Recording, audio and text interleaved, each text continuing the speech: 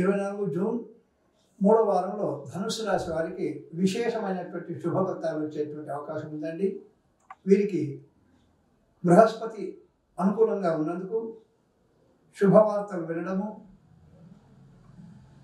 భోజన సౌఖ్యము, నూతన వస్తువులను కొనడము, అదేవిధంగా వీరు ఉన్నతమైనటువంటి వ్యక్తులతో పరిచయాలు ఏర్పడము, మరి అదేవిధంగా రాజకీయ నాయకులకు కానీ ఇతర వ్యాపారస్తులకు కానీ ఇతర కార్యక్రమాలలో పాల్గొనేటువంటి వారికి కానీ ఈ జూన్ మూడో వారము విశేషమైనటువంటి ఫలితం వస్తుంది.